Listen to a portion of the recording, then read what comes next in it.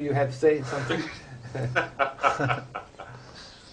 Um, well, the thing of it is, with the way I look at things here, is a lot of the wars that are being fought are to enforce an idea or an ideology on somebody else, and anything that is within those wars that takes religion into part of its meaning or to part of its cause is against that religion in the first place. If you're not being attacked right up front, if you're going after something aggressively and you're causing conflict, that is against any of the books of faith, whether it's Islam or Judaism or Christianity or Hinduism or anything.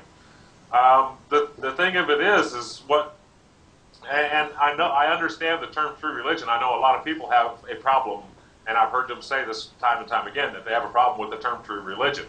The only thing is that where I have a problem with that sentiment is that by true religion, when we say this, and I say the same thing, I use the same terms, is that religion, and a lot of people here in America say, oh, religion's bad. It's used to control people.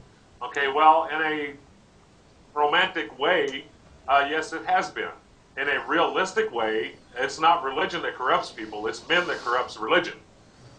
So what we have to work for, we need to have a war for peace, not a war to sustain peace. When they use the term peacekeeping mission, it makes the hair on the back of my neck stand up, because you cannot propagate peace by dropping bombs on people. We need to be working on how to live together, and just as Mr. Grinstein said a little bit ago, at least tolerance, and then respect. All of the books of faith teach tolerance. Even within the human psyche, there is a element for tolerance.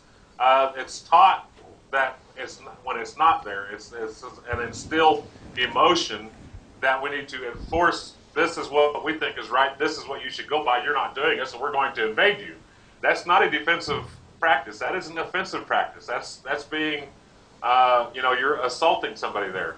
And again, with all three religions, and I've been kind of out of the loop the last few days. I've had the flu, so it kind of excuse my scratchy voice here a little bit. But the thing is, with all of this that is going on around the world, it's eventually going to come to an end. I mean, in all three of our religions, Judaism, Islam, Christianity, we know eventually this is going to come to an end. There's going to be, and I have a lot of, my faith is very strong. The Magi will return and a lot of this stuff will go away. But until that point, we have to do what we can to propagate peace.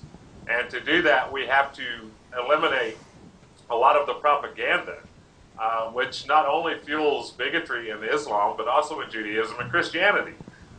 When you have propaganda that pinpoints, and they do have propaganda that pinpoints every religion, just to fuel this fire on some political venues, we have to deal with that on that level to get rid of that too, and to educate people that religion is not about attacking somebody.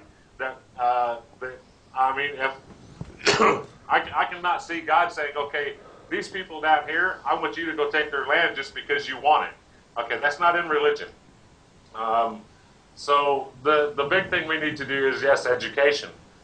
Because traditionalism and sentimentality and romanticism, when you mix this into ideologies that are being taught by people to other people that cannot understand or have not been educated from the books or from their faith, but from other people that are using agendas, which has happened, we have to get away from that and get back to teaching of the books, yeah, and of the peaceful sides of the books. When they talk about war in the religions, if you go back and you read before or after, there a lot of times, and I know especially in Islam from my studies, that offensive war, or defensive war rather, is mainly what you'll see. And those aren't wars of religion, those are wars of defense.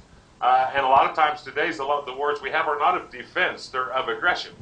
And that comes from bigotry and romanticism and traditionalism, from being taught that this is what, yes, we must do. In the Quran, we found what our fathers were doing was good enough for us, even though they didn't know what they were doing. that is one verse in the Quran that I wholeheartedly stick by, and I think that's what we have to teach, is that people need to learn religion, true religion. Yes, you're right.